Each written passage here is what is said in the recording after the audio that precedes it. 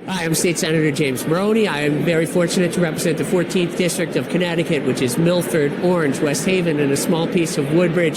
Today is opening day of our 2024 legislative session, and I just want to start by thanking you for the opportunity to represent you up here in Hartford. And I'm just filled with awe every time I come up here that I have the opportunity to work on your behalf on state issues. This year, my most important issue is going to be working on AI legislation. And while we're looking at a large package to accomplish many things in terms of trying to mitigate some of the downsides of AI, while also harnessing some of the positives to help us live more fully and longer and more safely and to grow businesses in Connecticut, for this session, one of the most important things I think that we can do is make sure that we're putting in protections in place. I think most people know there's a big election coming up this November, and you're going to hear a lot about deep fakes and the issue of deep fakes relating to campaigns.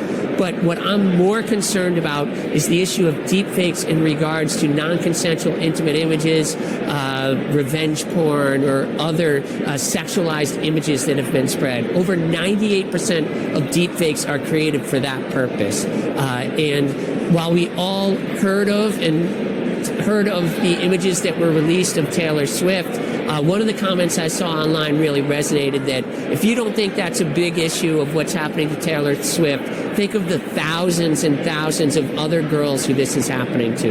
And that's why we need to make sure we put in protections to protect them, as well as an issue, unfortunately, last year, sextortion, where people are tricked into sending naked pictures of themselves. Last year, 13 children took their lives because they fell victim to this crime. A boy in Michigan in November was tricked, and it ended up it was 3 men in Nigeria who tricked him into doing that, and he took his own life. Now, what happens when you don't even need to send that picture?